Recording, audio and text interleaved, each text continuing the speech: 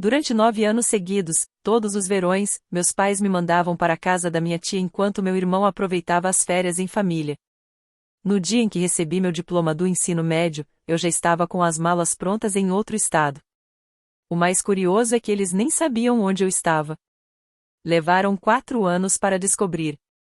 Eu tinha apenas 8 anos quando meus pais me deixaram pela primeira vez na casa da tia Sara para passar o verão. Eles fizeram parecer que seria uma experiência incrível. Minha tia tinha uma livraria, um quintal enorme e um gato chamado Coronel Mustard. Na cabeça deles, parecia que eu tinha ganhado algum tipo de prêmio. Enquanto isso, Ian entrou no carro com eles. Eu fiquei parado na varanda da casa da minha tia segurando minha mochila, vendo o carro dos meus pais desaparecer pela rua. Minha mãe acenou pela janela do passageiro. Ian nem levantou os olhos do Game Boy. Naquele verão, eles viajaram para Myrtle Beach. Eu só descobri muito tempo depois. Na época, eu era uma criança. Não entendia nada da situação.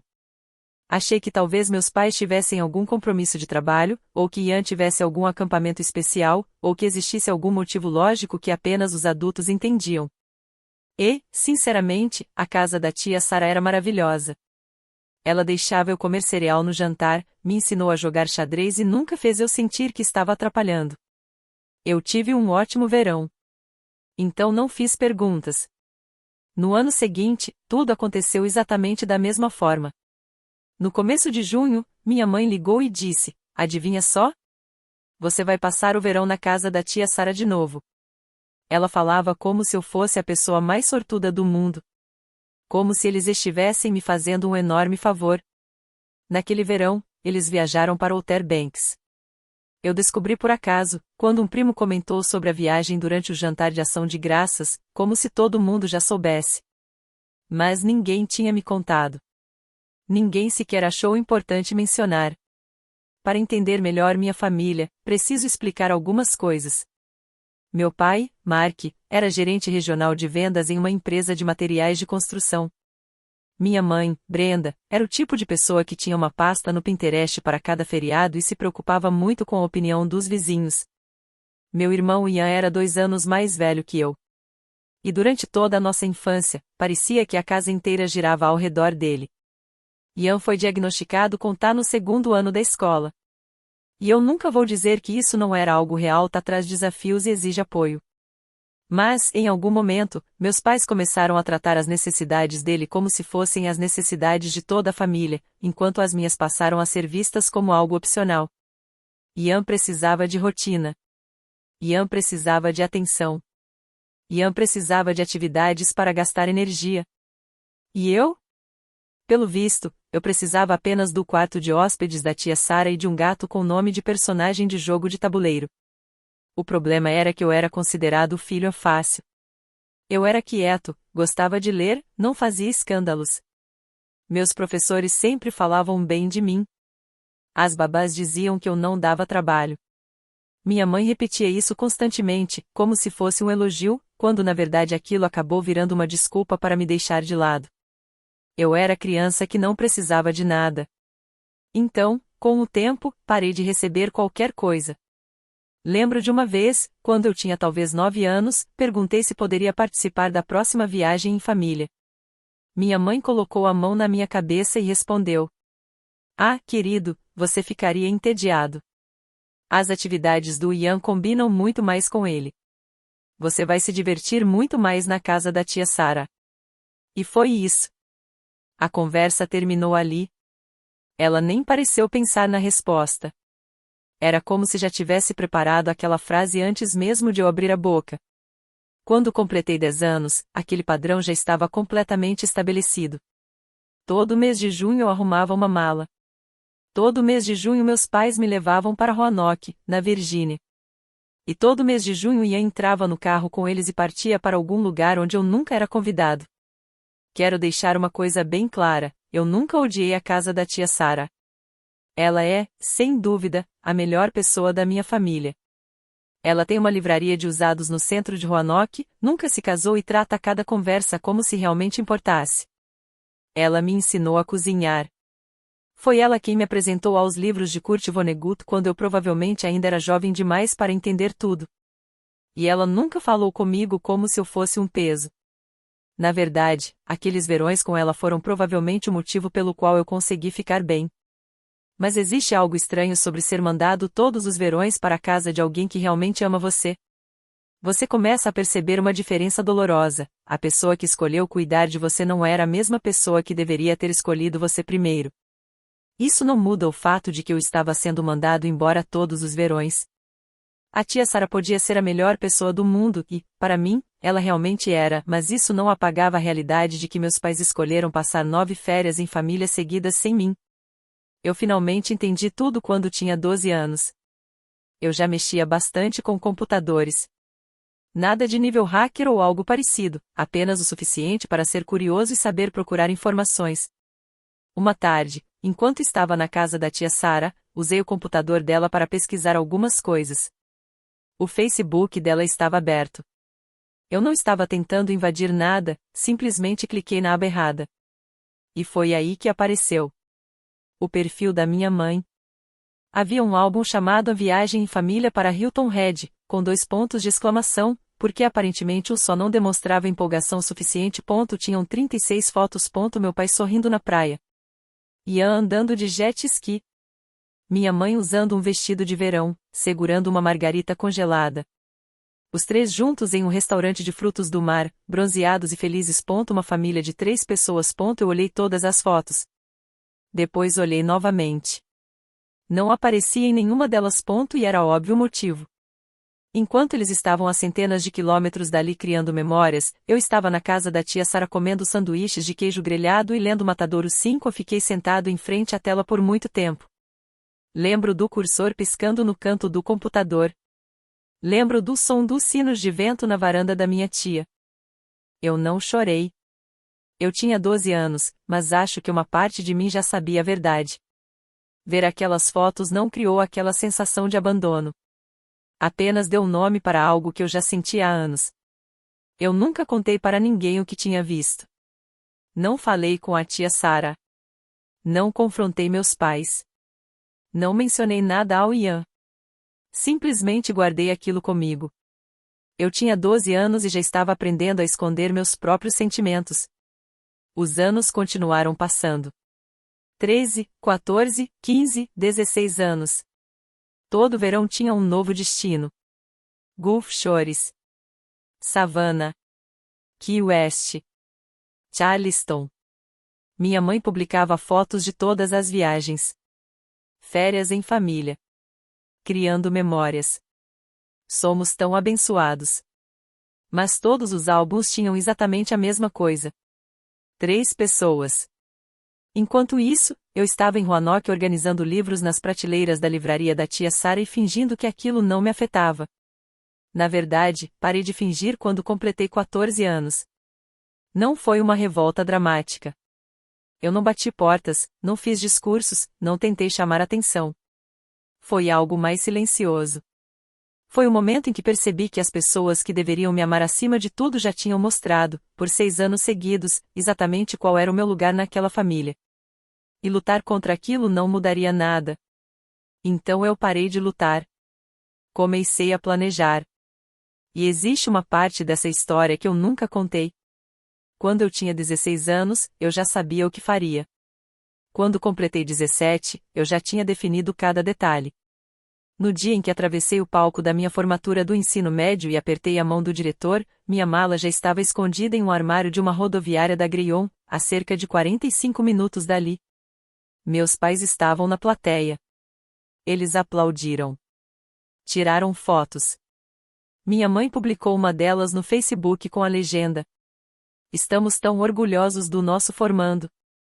E, pela primeira vez em 9 anos, eu realmente apareci em uma foto de família. Eu sorri para a câmera. 12 horas depois, eu tinha ido embora. Mas estou me adiantando. Antes, preciso explicar exatamente como consegui fazer isso e por que meus pais levaram 4 anos para me encontrar. Eu comecei a planejar minha saída durante o primeiro ano do ensino médio. Não foi algo exagerado, como escrever um manifesto ou planejar uma vingança. Eu tinha apenas 16 anos. Eu simplesmente comecei a prestar atenção nas coisas que realmente importavam. Coisas que meus pais nunca tiveram a curiosidade de perguntar sobre mim.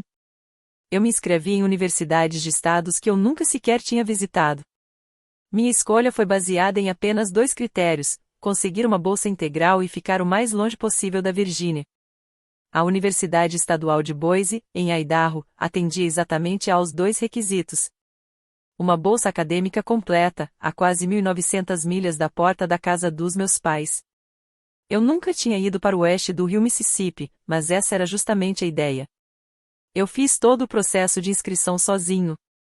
Usava os computadores da biblioteca da escola durante o intervalo do almoço. A tia Sarah me ajudou com as redações. Ela não entendia por que eu estava escolhendo faculdades tão distantes, mas nunca tentou me pressionar. Essa era uma das melhores qualidades dela.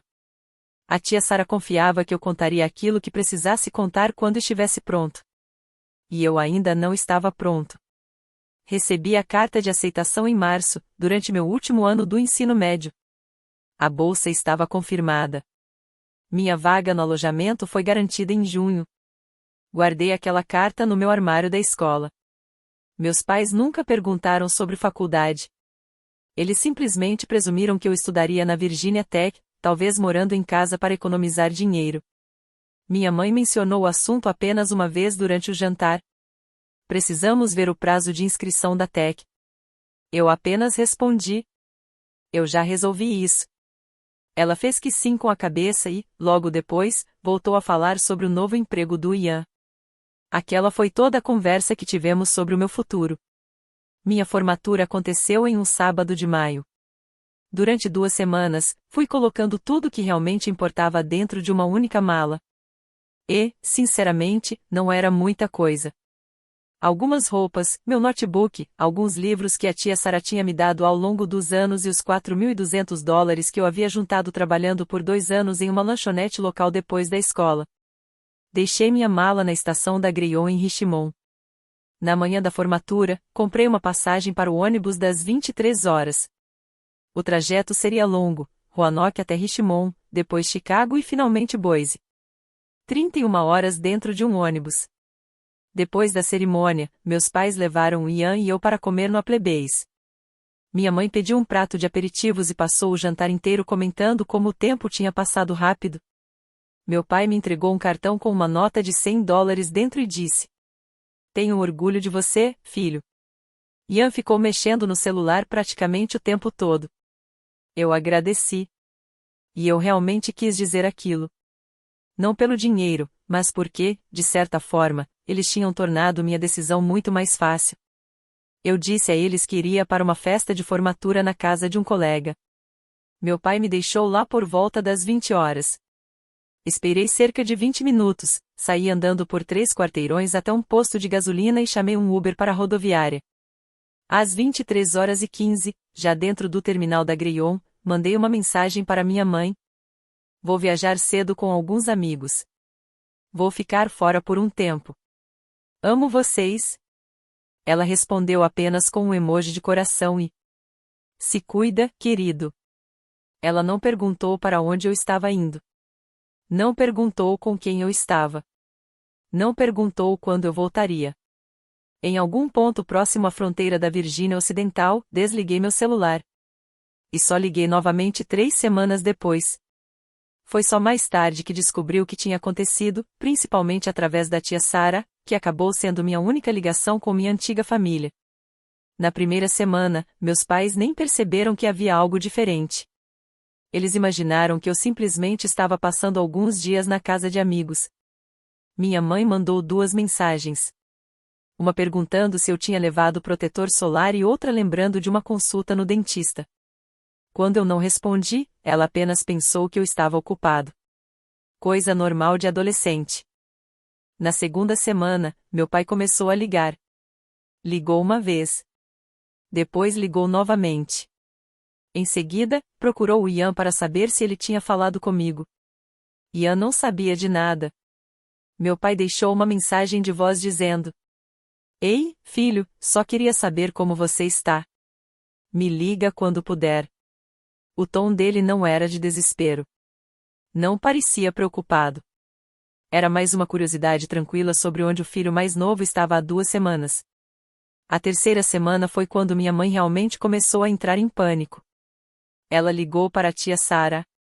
Você ouviu falar do Caleb? Sara respondeu que não. E era verdade. Eu ainda não tinha contado nada para ela. Minha mãe então ligou para 3 amigos meus do ensino médio. Nenhum deles sabia de nada. Depois ligou para a lanchonete onde eu trabalhava. Foi aí que descobriu que eu tinha pedido demissão 2 semanas antes da formatura. Naquele momento, a situação finalmente pareceu real para eles. Meu pai chamou a polícia. Mas havia um detalhe importante: eu tinha 18 anos. Legalmente, eu já era adulto. Eu não tinha cometido nenhum crime. Não tinha ameaçado fazer mal a mim mesmo. Eu apenas tinha enviado uma mensagem dizendo que estava indo embora. O policial explicou aos meus pais, de forma educada, que tudo indicava que o filho deles tinha saído por vontade própria e que não havia nada que pudesse ser investigado. Minha mãe não aceitou isso bem. Cerca de um mês depois, finalmente liguei para a tia Sara. Eu já estava instalado em Boise. Tinha conseguido um emprego de meio período em uma empresa de entrada de dados. Meu apartamento era um pequeno estúdio que cheirava a produto de limpeza de carpete, mas era meu. Pela primeira vez, eu tinha algo que era realmente meu. Contei a ela onde eu estava. Pedi que não contasse aos meus pais. Ela ficou em silêncio por um longo tempo. Então perguntou: Caleb, você está seguro? Estou. Você está bem? Pensei por alguns segundos antes de responder. Estou melhor do que estive em muito tempo. Ela não discutiu comigo. Não tentou me dar uma lição. Não disse que eu estava errado. Apenas falou: Você vai me ligar todos os domingos. Entendeu? Todos os domingos. Não importa se você não tiver nada para dizer. E eu mantive essa promessa durante 4 anos. Todos os domingos. Meus pais, por outro lado, não receberam a mesma consideração. Eu sei que pode parecer frio. Talvez seja mesmo. Mas passei 9 verões sendo deixado de fora da minha própria família, e a única pessoa que realmente conquistou minha confiança foi justamente a mulher que eles usavam como um lugar para deixar o filho que consideravam inconveniente. Eu não dei meu novo endereço para Mark e Brenda Smith. Minha mãe passou por várias fases depois disso. A tia Sara me contava apenas o essencial. Primeiro vieram as ligações desesperadas. Onde ele está? O que eu fiz? Depois veio a raiva. Ele está sendo egoísta. Está fazendo isso para nos castigar. E então veio a parte que mais me incomodou, a tentativa de controlar a narrativa.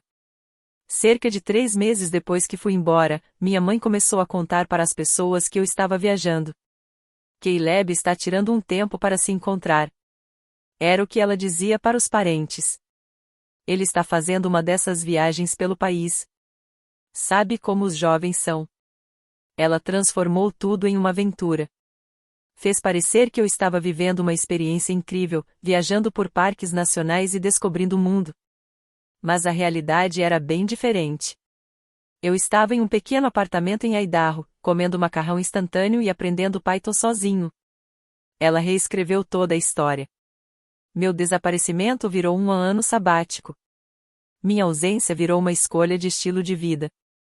E, principalmente, ela nunca precisou contar a verdade para ninguém. A verdade era que meu filho tinha ido embora porque, durante 9 anos, ela tinha mostrado a ele, através das atitudes, que ele não fazia parte daquela família. E, no fim, ele apenas aceitou aquilo que sempre fizeram ele sentir. Meu pai foi mais silencioso em relação a tudo. A tia Sara disse que ele parecia cansado naquele Natal. Ele perguntou sobre mim uma única vez.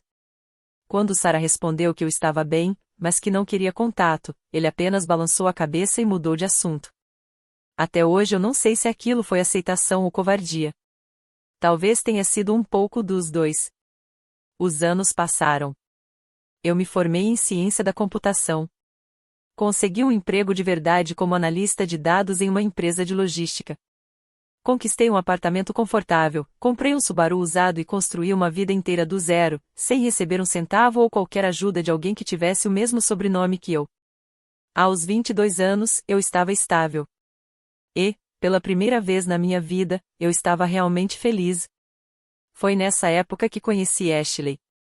Ela era técnica veterinária em uma clínica de animais perto do meu apartamento. Eu tinha encontrado um gato abandonado atrás de uma lixeira e levado ele para receber cuidados. Sim, eu sei que parece uma história clichê. E não, eu não me importo. Foi Ashley quem fez o atendimento inicial. Ela tinha sardas no rosto e praticamente nenhuma paciência para conversas sem sentido. No nosso primeiro encontro, ela perguntou por que eu nunca falava sobre minha família. Eu contei a versão resumida. Ela ouviu tudo. Não tentou consertar minha vida. Não disse que eu precisava perdoar alguém. Não fez nenhum discurso. Apenas pediu outra cerveja. Naquele momento, eu percebi que ela era alguém especial. E então lá estava eu. 22 anos. Uma nova cidade. Um novo emprego. Um novo relacionamento. Uma nova vida. Anos de silêncio. Anos de liberdade. Até que, em uma quinta-feira de outubro, tudo mudou. Eu estava sentado em um restaurante no centro da cidade com Ashley. Estava olhando o cardápio quando levantei os olhos e vi alguém parado na entrada. Era Ian. Ele usava um crachá pendurado no pescoço. A empresa dele tinha enviado ele para Boise para uma convenção de vendas farmacêuticas. De todas as cidades possíveis. De todos os restaurantes possíveis. De todas as coincidências absurdas que poderiam acontecer. Ele estava ali. Me encarando. E a expressão no rosto dele não era raiva. Também não era alívio. Era pura confusão. Como se ele estivesse olhando para um fantasma e tentando entender se fantasmas também comiam massa. Caleb? Ashley olhou para mim. Eu coloquei o cardápio sobre a mesa. Oi, Ian. Mais tarde, Ashley me contou que eu fiquei completamente imóvel por cerca de 10 segundos. Segundo ela, parecia que alguém tinha desligado um sistema e ligado outro no meu lugar. Ian caminhou até nossa mesa. Ele fazia aquela coisa típica dele, sorria, mas os olhos não acompanhavam o sorriso. Era uma mistura estranha de cumprimento e pedido de desculpas por estar ali. Ele parecia bem bronzeado, com um relógio caro no pulso. Era exatamente o tipo de pessoa que se dava bem em conferências, porque as pessoas naturalmente gostavam de estar perto dele.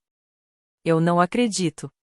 Ele parou por um instante, como se ainda estivesse tentando processar. Há quanto tempo você está aqui? Você mora aqui? As perguntas saíram todas de uma vez. Enquanto falava, ele olhou para Ashley. Ashley olhou para mim. Eu fiz as apresentações porque fui criado pela tia Sarah, e ela me ensinou a ter educação mesmo quando isso era extremamente difícil. Ian, essa é a Ashley. Ashley, esse é meu irmão. Ashley apertou a mão dele sem demonstrar nenhuma reação exagerada. Eu já tinha contado tudo sobre Ian para ela. Ela conhecia toda a história, mas também percebeu imediatamente que aquele não era o momento dela demonstrar raiva ou julgamento. Ela apenas disse: "Prazer em conhecer você." Depois tomou um gole da água com gelo.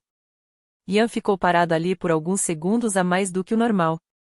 Então falou: "A gente pode conversar agora, ou talvez você esteja livre amanhã." Cada parte de mim queria dizer não. Anos construindo uma distância segura. Anos vivendo em paz.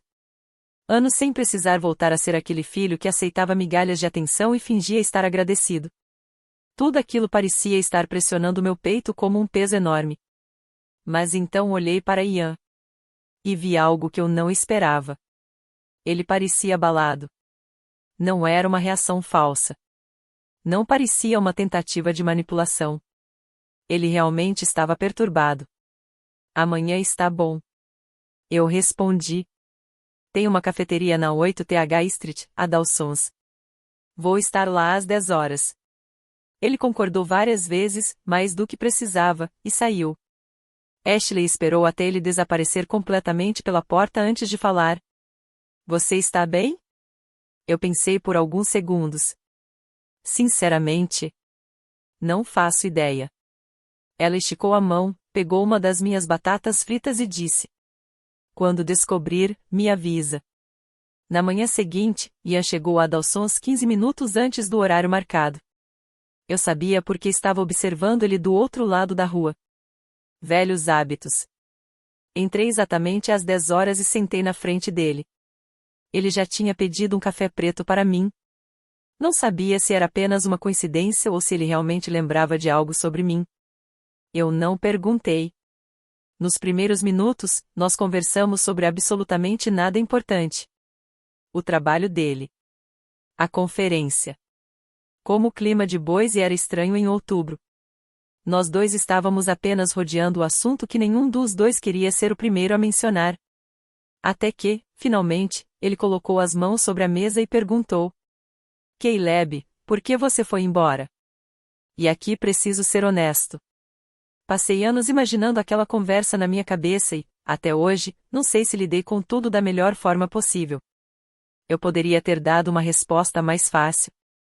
Uma resposta diplomática. Eu só precisava de um tempo. Poderia ter mantido a barreira levantada. Poderia não revelar nada e proteger a vida que construí, mantendo todos do meu passado longe dela. Mas havia algo na maneira como Ian perguntou. Não havia acusação. Não havia raiva. Não havia mágoa. Era apenas uma confusão verdadeira. E naquele momento percebi algo que nunca tinha considerado antes. Ian não sabia. Não de verdade. Ele cresceu na mesma casa que eu. Sentou na mesma mesa. Entrou no mesmo carro. Viveu a mesma rotina. Mas, de alguma forma, ele nunca olhou para trás e percebeu o banco vazio ao lado dele. Então eu contei. Sem drama. Sem discursos preparados. Apenas a verdade. Falei sobre todos aqueles verões. Os 9 anos inteiros. Expliquei como todo mês de junho eu era deixado na casa da tia Sarah enquanto eles colocavam as malas no carro e viajavam para a praia. Contei sobre os álbuns do Facebook. A viagem para Hilton Head. As 36 fotos. As 3 pessoas em todas elas.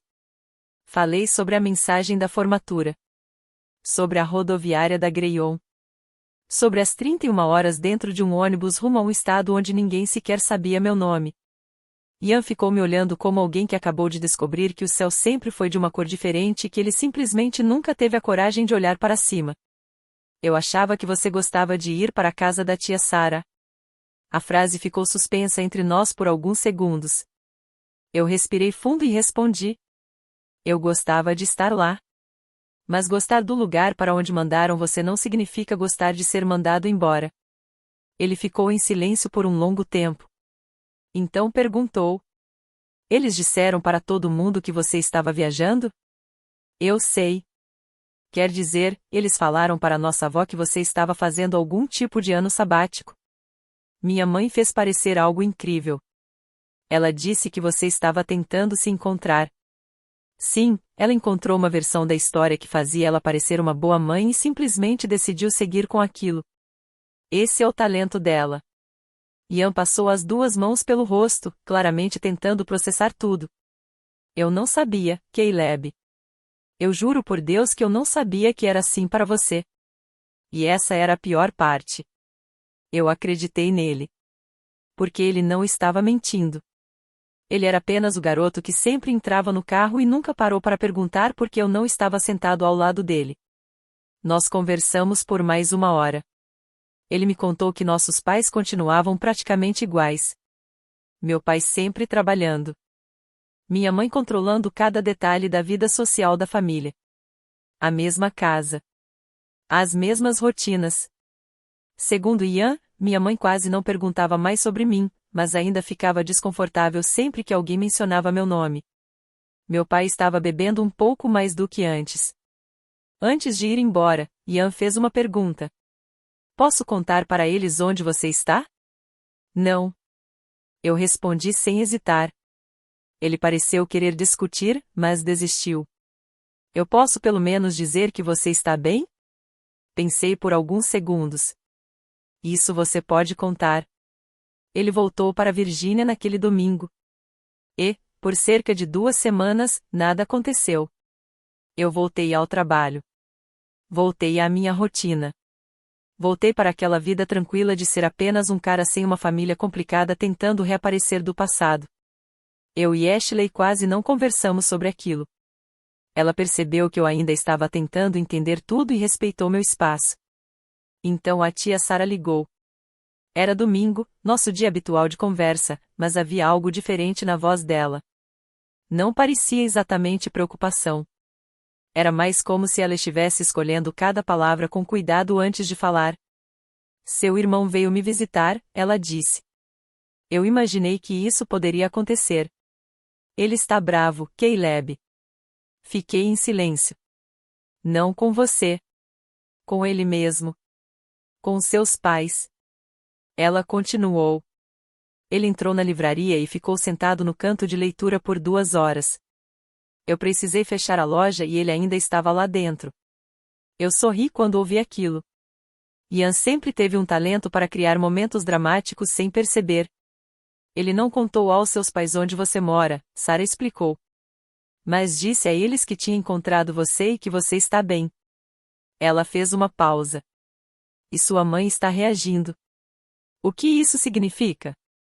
Significa que ela está planejando um grande jantar de ação de graças e convidando toda a família. Ela começou a listar. A sua avó. O tio David. Seus primos. Todo mundo. Ela quer fazer na minha casa porque diz que é um lugar neutro. Ela está dizendo que quer reunir a família inteira novamente. Eu me recostei na cadeira. Ela quer controlar a história. Sarah ficou em silêncio. Ela quer parecer a mãe perfeita diante de uma plateia. A tia Sarah nunca foi boa em esconder o que pensava da própria irmã. E essa era uma das coisas que eu mais admirava nela. Então ela falou novamente. Havia mais uma coisa. A voz dela mudou. Ficou mais baixa, mais séria. Era o tom que Sarah usava quando precisava contar algo que guardou por muito tempo. Quando você tinha 10 anos, sua mãe me ligou e perguntou se eu estaria disposta a adotar você oficialmente. Meu apartamento ficou completamente silencioso. Eu conseguia ouvir o barulho da geladeira funcionando. O cachorro do vizinho latindo do lado de fora. Até o relógio antigo que Ashley tinha comprado em uma loja de usados, porque dizia que meu apartamento era silencioso demais. Ela disse que seria mais fácil para todo mundo. Eu mal conseguia responder. Você já passava os verões comigo mesmo. Ela falou que Ian precisava de estabilidade e que ter 2 filhos com necessidades tão diferentes tornava mais difícil dar a ele a estrutura que ele precisava. Sarah respirou fundo. Ela apresentou aquilo como se estivesse fazendo um favor para você. Como se eu estivesse recebendo um presente. Você fez o quê? Eu disse não. A resposta dela veio firme. Eu falei para ela que você era filho dela. Que ela não podia simplesmente entregar você porque você era inconveniente. Sarah fez uma pausa. Eu disse que, se ela tocasse nesse assunto novamente, eu contaria ao seu pai. Meu pai sabia disso? Ela ficou em silêncio por alguns segundos. Sinceramente, Caleb, eu não sei. Mas nunca tive certeza de que ele não sabia. Depois que desligamos, fiquei sentado pensando naquela conversa por muito tempo. Eu tinha 10 anos. Minha própria mãe olhou para os 2 filhos que tinha e decidiu que queria devolver um deles. E a única coisa que impediu isso de acontecer foi a tia Sarah se recusando a ser o lugar onde ela simplesmente me deixaria. Naquela noite, liguei para Sarah. Eu vou para o jantar de ação de graças. Ela ficou em silêncio por alguns segundos. Você tem certeza? Tenho. Mas você não está indo para fazer as pazes, está? Não. Então por que você está indo? Respirei fundo antes de responder. Porque ela passou 4 anos contando a versão dela dessa história. Acho que está na hora de todos ouvirem a minha. Peguei um voo para Roanoke na quarta-feira antes do feriado. Ashley se ofereceu para ir comigo. Eu disse que precisava enfrentar aquilo sozinho, e ela entendeu. Mas ela me fez prometer que ligaria naquela noite, independentemente de como tudo terminasse. Reservei um quarto em um hotel perto do aeroporto. Eu não queria ficar na casa da tia Sarah, mesmo sendo lá que o jantar aconteceria. Eu precisava de um lugar que fosse completamente meu, um espaço onde eu pudesse respirar. Sarah foi me buscar no aeroporto. Ela parecia exatamente igual. Os mesmos cabelos prateados que ela se recusava completamente a pintar. Os óculos de leitura apoiados no topo da cabeça. Uma camisa xadrez que provavelmente era mais velha do que eu. Ela me abraçou por um longo tempo no saguão de chegada. Não disse uma palavra até entrarmos no carro. Sua mãe está cozinhando desde segunda-feira, ela comentou. Claro que está. Sarah balançou a cabeça. Ela fez até o mapa dos lugares na mesa. Eu comecei a rir. Não consegui evitar. Um mapa de assentos para o jantar de ação de graças. Com cartões de nome. Ela tinha ido até uma loja de artesanato comprar tudo. Sarah olhou para mim e completou. Ela colocou você sentado ao lado dela, obviamente. Passamos por Roanoke. Passamos pela livraria. Passamos pela escola primária onde eu estudei. E pelo ensino médio onde eu nunca cheguei a terminar meus estudos, mas que ainda assim me trazia uma sensação estranha de nostalgia. Sarah começou a falar sobre quem estaria presente. Minha avó Ellen, com 79 anos e uma mente mais afiada do que muita gente jovem. Meu tio David, irmão do meu pai, junto com a esposa dele, Lisa. Meus primos Jack e Sam. Ian. Meus pais. E eu. Todo mundo sabe que eu vou estar lá? Perguntei. Sarah soltou uma pequena risada. Sua mãe anunciou como se estivesse revelando uma gravidez. Ela ligou para cada pessoa individualmente. Ela contou para sua avó Ellen que você tinha passado um tempo fora do país e finalmente estava voltando para casa. Fora do país? Eu revirei os olhos. Mãe, eu literalmente nunca saí do país. Eu sei muito bem disso. Passei a quarta-feira à noite no quarto do hotel pensando no que eu queria dizer. Não escrevi um discurso. Nunca fui bom com esse tipo de coisa emocional, e momentos ensaiados demais geralmente parecem falsos. Mas eu queria ser claro. Queria falar apenas fatos. Queria ter certeza de que, quando terminasse, não sobraria nenhuma versão daquela história em que Brenda Smith pudesse continuar parecendo a mãe amorosa e dedicada que fingiu ser durante 4 anos. Às 21 horas, Ashley ligou. Como você está se sentindo?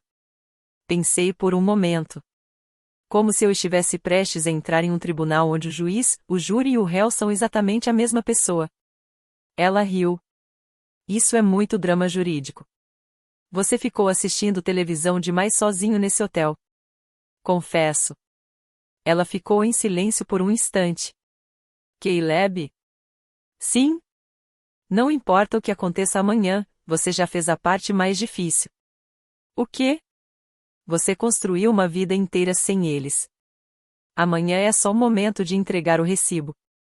Essa era uma das habilidades dela. Encontrar exatamente a frase que fazia tudo se encaixar. Fui dormir às 22h30 e, para minha surpresa, dormi melhor do que esperava. Na manhã de ação de graças, a casa da Sarah cheirava como se uma loja de decoração de luxo tivesse explodido dentro dela. Minha mãe chegou às 7 da manhã. Pelo jeito, assumiu o controle da cozinha como uma general usando avental. Quando entrei pela porta ao meio-dia, ela estava colocando molho de cranberry em uma tigela de cristal que tenho quase certeza que ela trouxe da própria casa. Ela se virou e me viu. E por uma fração de segundo, talvez meio segundo, eu vi o rosto verdadeiro dela antes que a máscara voltasse ao lugar. Não era felicidade. Não era alívio. Era cálculo. Ela estava imediatamente pensando em como aquela cena deveria parecer. Então abriu um enorme sorriso. Caleb. Ela atravessou a cozinha e me abraçou. E era um abraço convincente. Tecnicamente perfeito. Um abraço no tempo certo, com a firmeza adequada e a duração exata. Mas, para mim, parecia exatamente aquilo que era, um aperto de mão disfarçado de carinho. Oi, mãe. Olha só você. Está tão crescido. Não está. Ele está ótimo. Ela disse isso olhando para a tia Sarah, que estava parada na porta com os braços cruzados. Ele está ótimo há anos, Brenda. Sarah respondeu. Minha mãe simplesmente decidiu ignorar o comentário. Ela me levou até a sala de estar, onde meu pai estava sentado em uma poltrona fingindo prestar atenção no jogo de futebol passando na televisão. Quando me viu, ele se levantou. O aperto de mão dele era mais firme do que eu lembrava, e ele segurou minha mão por um segundo a mais do que o necessário. Bom ver você, filho. Você também, pai. E foi isso. Esse foi todo o nosso reencontro. Nada de lágrimas. Nada de discursos emocionantes. Nada de abraços dramáticos. Apenas dois homens adultos, parados em uma sala sem saber exatamente como conversar um com o outro, enquanto um jogo da NFL passava sem som ao fundo. Ian chegou por volta das 13 horas trazendo uma garrafa de vinho claramente cara demais para um jantar de ação de graças.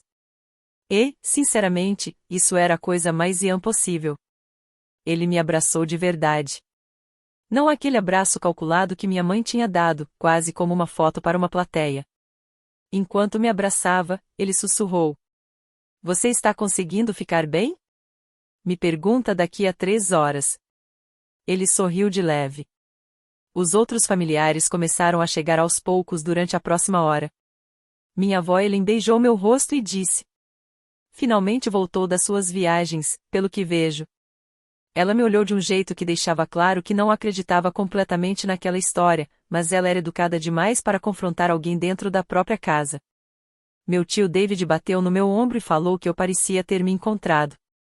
Seja lá o que isso significasse.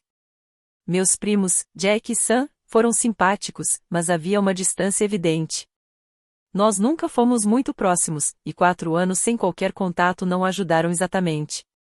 Quando todos chegaram, minha mãe assumiu o controle da sala como uma diretora comandando uma peça. Ela colocou cada pessoa em um lugar específico. Mudou o centro da mesa 3 vezes. Ofereceu bebida seguindo uma ordem que, sinceramente, parecia planejada para manter a conversa exatamente no caminho que ela queria. E durante tudo isso, ela não parava de tocar em mim. Uma mão no meu ombro quando passava. Um aperto no meu braço quando me apresentava para alguém.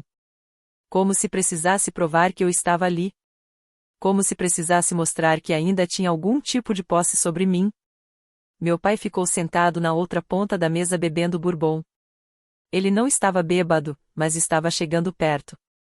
Desde aquele momento na sala, ele não tinha olhado diretamente nos meus olhos novamente. Sempre que minha mãe dizia algo sobre ter a família reunida novamente, o maxilar dele ficava levemente tenso, como alguém segurando palavras que não queria dizer. E eu? Eu estava calmo. Estranhamente calmo. A raiva intensa que eu imaginava sentir simplesmente não apareceu. No lugar dela, havia uma clareza absoluta. Sentado naquela mesa, observando minha mãe interpretar o papel dela, meu pai evitar qualquer confronto e Ian tentando manter tudo funcionando com conversas leves e vinho caro, eu finalmente enxerguei toda a estrutura daquela família. Eu entendi exatamente como aquela máquina funcionava. E também sabia exatamente qual peça eu iria mexer. A comida, pelo menos, estava realmente excelente. Minha mãe é uma ótima cozinheira. Eu reconheço isso. O peru estava perfeito. O recheio era feito em casa. Havia 3 tipos diferentes de torta. Ela preparou uma caçarola de batata doce usando uma receita que minha avó Ellen tinha dado a ela, e minha avó elogiou o prato 2 vezes. Provavelmente foi o ponto alto do ano inteiro para minha mãe. Durante a maior parte do jantar, a conversa permaneceu na superfície. Trabalho. Clima. O noivado recente de um primo. A cirurgia no joelho da minha avó. Ian dominou boa parte da conversa, contando histórias engraçadas sobre clientes difíceis e conferências complicadas, com aquele carisma natural de alguém que trabalha vendendo coisas. Meu tio David falou sobre o barco dele. Minha tia Lisa mostrou fotos do jardim. E ninguém. Absolutamente ninguém. Perguntou como era minha vida em Idaho. Ninguém perguntou sobre meu trabalho. Ninguém perguntou sobre meu apartamento. Ninguém perguntou sobre a minha vida. Pelo jeito, minha mãe tinha preparado todos antes do jantar. A regra era simples: manter tudo leve. Vamos apenas aproveitar esse momento em família. Eu conseguia imaginar ela dizendo isso. Não vamos falar sobre assuntos difíceis. A sobremesa chegou. O café foi servido. Então minha mãe se levantou. Ela segurava a taça de vinho como se estivesse prestes a receber um prêmio importante. Eu só queria dizer algumas palavras, ela anunciou. A mesa inteira ficou em silêncio. Este ano, eu estou incrivelmente agradecida pela família. Por todos vocês estarem aqui. E, principalmente. Ela olhou para mim. Os olhos dela estavam brilhando. Principalmente por finalmente ter minha família inteira reunida novamente. Ela fez uma pequena pausa. Meus 2 filhos debaixo do mesmo teto. Era tudo o que eu sempre quis. Ela era boa nisso. Eu precisava admitir. A pequena falha na voz. O leve tremor na taça. A expressão emocionada no rosto. Se eu não tivesse passado anos vendo ela criar cenas como aquela, talvez eu até acreditasse. Meu tio David levantou a taça. Ian fez o mesmo. Minha avó Ellen sorriu suavemente. Eu coloquei o guardanapo sobre a mesa e me levantei. Na verdade, eu disse, eu também gostaria de falar algumas coisas. Naquele instante, a energia da sala mudou. O sorriso da minha mãe continuou no rosto, mas os olhos dela ficaram completamente vazios. Ela não esperava aquilo. Eu não fazia parte do roteiro. Ian olhou para mim com uma expressão que, mais tarde, Ashley descreveu perfeitamente. Era como assistir alguém tirar o pino de uma granada em uma sala de jantar elegante. Olhei ao redor da mesa. Minha avó Ellen. Meu tio David. Minha tia Lisa. Jack e Sam. Ian. Meu pai, que finalmente tinha levantado os olhos do copo de bourbon. E minha mãe, ainda de pé, segurando a taça de vinho e tentando manter aquele sorriso. Existe uma versão dessa história, comecei, que acredito que a maioria de vocês ouviu. Fiz uma pausa. A história de que eu terminei o ensino médio e saí viajando. Que fui embora para me encontrar. Que tirei um ano sabático que acabou durando mais tempo do que o esperado. Respirei fundo. Mas essa história não é verdadeira. E acho que está na hora de vocês ouvirem o que realmente aconteceu. Ninguém se mexeu. Minha mãe se sentou lentamente, como se a cadeira fosse a única coisa impedindo ela de cair. Eu continuei em pé. Não para criar um momento dramático. Eu nunca fui esse tipo de pessoa. Mas porque eu queria que cada pessoa naquela mesa olhasse diretamente para mim enquanto eu falava. Eu queria que eles soubessem que eu estava dizendo a verdade. Durante 9 anos, continuei, todos os verões, desde que eu tinha 8 anos até completar 16, meus pais me deixavam na casa da tia Sarah para poderem viajar em família sem mim. O garfo da minha avó Ellen parou no meio do caminho até o prato. Myrtle Beach. Outer Banks. Hilton Head. Gulf Shores. Savannah.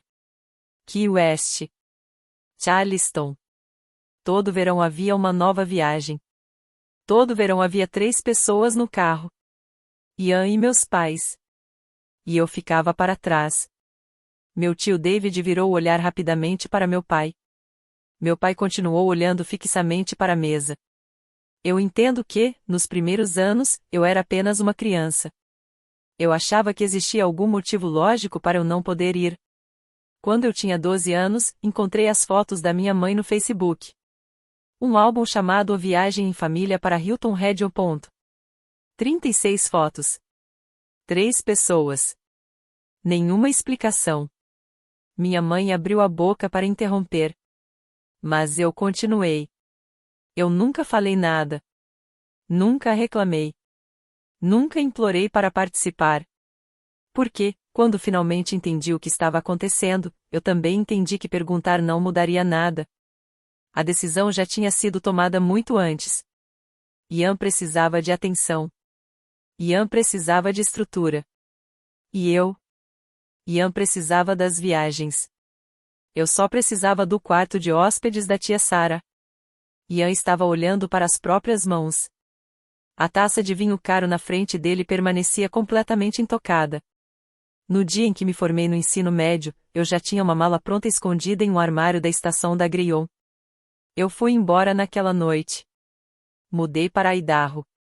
Paguei minha faculdade com uma bolsa de estudos. Fiz um empréstimo. Consegui um emprego. Aluguei um apartamento. E construí uma vida. Ninguém me ajudou. Ninguém nesta mesa sequer sabia em qual estado eu estava. Deixei aquelas palavras ficarem no ar. Eu não tinha pressa. Passei 4 anos em silêncio. Agora eu tinha uma sala cheia de pessoas que finalmente iriam ouvir cada palavra. E enquanto eu estava longe, continuei. Minha mãe contou para todos vocês que eu estava viajando. Que estava tentando me encontrar. Que tinha tirado um ano sabático. Olhei diretamente para minha avó Helen. Ela disse para você que eu estava fora do país. O rosto da minha avó mudou completamente. Ela ficou séria. Apenas fez um pequeno movimento com a cabeça, uma confirmação silenciosa carregada de raiva. Eu nunca saí do país. Eu estava em Boise, Idaho. Trabalhando em um emprego de entrada de dados. Morando em um apartamento pequeno. Comendo macarrão instantâneo para economizar dinheiro. Eu não estava tentando me encontrar. Eu já sabia exatamente quem eu era. Eu só precisava ficar o mais longe possível de pessoas que nunca se deram ao trabalho de me procurar. Caleb. A voz da minha mãe saiu tensa. Parecia uma corda prestes a arrebentar. Esse não é o momento. Nem o lugar. Eu olhei para ela. Então quando era, mãe? Onde era o lugar certo? Porque eu passei 9 verões esperando você escolher um momento para falar comigo. E você nunca escolheu. Ela fechou a boca imediatamente. As mãos dela tremiam. Mas não era culpa. Eu conhecia minha mãe o suficiente para saber diferenciar. Ela tremia porque todos naquela mesa estavam olhando para ela. E aquela era a única plateia que ela realmente se importava em impressionar. Existe mais uma coisa, eu disse. Quando eu tinha 10 anos, minha mãe ligou para a tia Sarah e pediu que ela me adotasse legalmente. A frase caiu naquela sala como se fosse algo físico. Meu tio David virou a cabeça rapidamente. Minha tia Lisa levou a mão à boca. Até Ian levantou o olhar em choque. Ela disse que seria mais fácil. Disse que criar 2 filhos com necessidades diferentes era difícil demais. Ela queria que Sarah ficasse comigo de forma permanente para poder dedicar toda a atenção ao Ian. Mas Sarah disse não. Olhei para minha tia. Ela estava sentada no outro lado da mesa, com as mãos juntas no colo e uma expressão tranquila. Ela sabia que aquele momento chegaria. Ela apenas fez um pequeno gesto com a cabeça. Uma confirmação silenciosa. Sarah é a única razão pela qual eu ainda tenho alguma ligação com esta família. Ela é a pessoa que me ensinou a cozinhar. A pessoa que me mostrou como apreciar um bom livro. A pessoa que me ensinou que é possível ficar em silêncio ao lado de alguém sem sentir a necessidade de preencher cada segundo. Ela fez o trabalho que você abandonou, mãe. E fez isso sem nunca, nem uma única vez, me fazer sentir que eu era um peso. Minha mãe começou a chorar. Dessa vez eram lágrimas reais. E, para ser sincero, isso me surpreendeu. Mas a primeira frase que saiu da boca dela deixou claro que aquelas lágrimas não eram por mim. Você está me fazendo parecer horrível na frente de todo mundo. Ela disse entre soluços. A sala inteira absorveu aquela frase. Como uma esponja absorvendo algo tóxico. Até meu pai demonstrou desconforto. Brenda. Minha avó Helen falou. A voz dela era baixa. Mas ela não precisava dizer mais nada. Apenas o nome carregava décadas de autoridade. E a expressão no rosto da minha avó dizia tudo aquilo que suas palavras não precisavam explicar. Meu tio David se inclinou para a frente. Mark, você sabia sobre essa história da adoção? Meu pai parecia um homem esperando que o chão se abrisse e o engolisse completamente. Ele passou a mão pelo rosto, pesado, cansado. A Sarah mencionou isso uma vez. Ele fez uma pausa. Eu achei que ela estava exagerando. A tia Sara olhou para ele imediatamente. Eu nunca exagerei uma única coisa na minha vida inteira, Mark. E você sabe disso. Meu pai não respondeu. Apenas ficou sentado ali, menor do que parecia antes, segurando o copo vazio de bourbon como se aquele objeto pudesse de alguma forma protegê-lo de ter que falar. Então Ian falou. A voz dele estava carregada de emoção. Eu não sabia de nada disso. Ele respirou fundo. Eu deveria ter percebido. Eu deveria ter perguntado. Mas eu não fiz isso. Ele olhou para mim. E eu sinto muito. Olhei para meu irmão. Eu acredito em você, Ian. Ele abaixou os olhos. Isso não foi culpa sua. Você era apenas uma criança. Ele respondeu em voz baixa. Você também era. Sim. Eu era. O silêncio que veio depois foi pesado. Longo. Jack e Sam pareciam dispostos a pagar qualquer valor para estar em qualquer outro lugar do planeta naquele momento. Minha avó Ellen continuava olhando para minha mãe com uma expressão que eu nunca tinha visto antes. Não era raiva. Não era apenas decepção. Era algo mais antigo. Mais profundo. Algo que vinha de muitos anos de coisas não ditas. Eu finalmente me sentei. Minha mãe levantou. Foi para a cozinha. E não voltou por cerca de 20 minutos. Quando reapareceu, a maquiagem estava perfeitamente refeita. Ela começou a recolher os pratos sem olhar diretamente para ninguém. O jantar tinha acabado. Não apenas a comida. Tudo aquilo que realmente importava naquele encontro já tinha terminado. Saí da casa da tia Sara por volta das 19 horas. Ian me acompanhou até o carro alugado. Ficamos parados na entrada da casa, no frio de novembro, vendo nossa respiração aparecer no ar. Durante um minuto inteiro, nenhum dos dois disse nada. Então ele perguntou. E agora? Eu volto para Boise. Você volta para Virgínia. E a gente descobre o resto conforme as coisas acontecerem. Ele assentiu. Posso ligar para você? Pode. Ele me abraçou novamente. Foi estranho. Mas foi verdadeiro. Durou cerca de 3 segundos a mais do que nós dois estávamos confortáveis em admitir. Depois ele voltou para dentro. Eu fui para o hotel e liguei para Ashley. Como foi? Fiquei alguns segundos em silêncio antes de responder. Acho que acabei de explodir um segredo de família de 20 anos durante o jantar de ação de graças. Ela ficou quieta por um momento. Entendi. Mas pelo menos o peru estava bom? Eu ri. Na verdade, estava ótimo. Claro. Típico. Isso aconteceu há 5 meses. E foi esse o tempo necessário para a poeira começar a baixar. Minha mãe não falou comigo diretamente desde aquele dia. Mas ela falou bastante sobre mim. Segundo a tia Sara, Brenda iniciou uma verdadeira campanha para recuperar a própria imagem.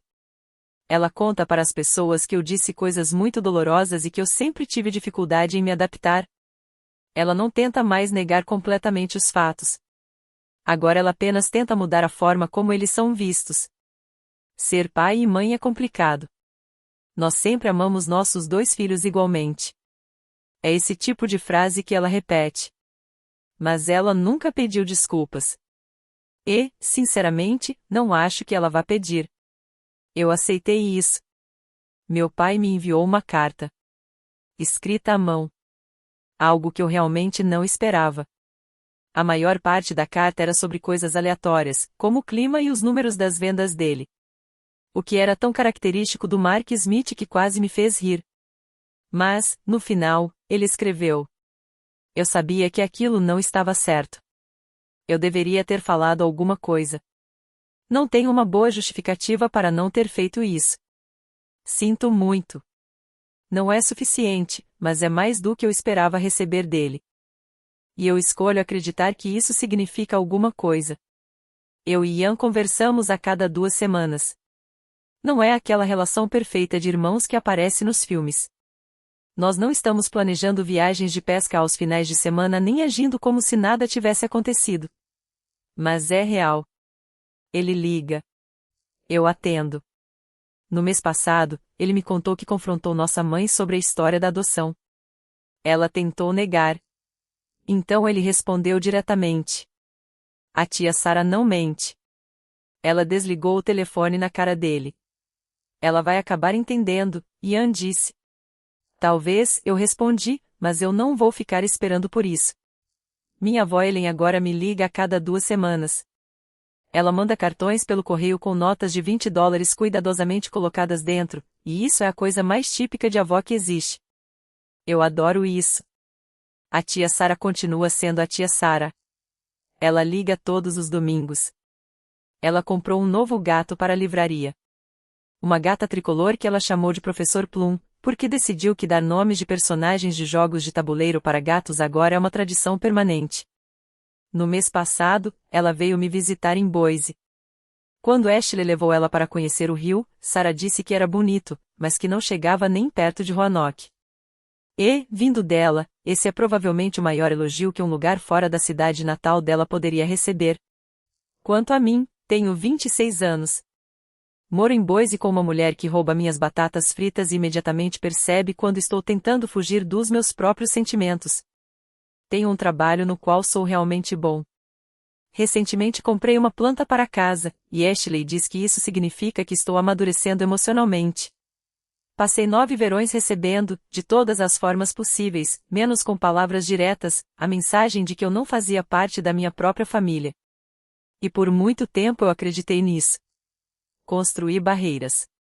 Atravessei fronteiras entre estados. Cortei cada ligação que ainda me conectava às pessoas que faziam eu me sentir como um estranho dentro da minha própria história. Mas hoje eu entendo uma coisa. As pessoas que mandam você embora não têm o direito de decidir onde você vai chegar. Elas não escrevem o final da sua história. Eu escrevi o meu. E ele é muito mais tranquilo do que aquele que eles provavelmente teriam imaginado para mim. Não houve uma grande vingança. Não aconteceu uma reconciliação emocionante de filme. Não existiu aquela cena dramática onde minha mãe cai de joelhos implorando perdão. A realidade é bem mais simples. É apenas um cara em Idaho com um bom emprego, uma namorada incrível, uma tia que liga todos os domingos e um irmão que finalmente está aprendendo a olhar para trás e perceber aquilo que sempre esteve diante dele. Eu não sinto mais raiva. Também não sinto tristeza. Eu apenas estou, finalmente, completamente bem.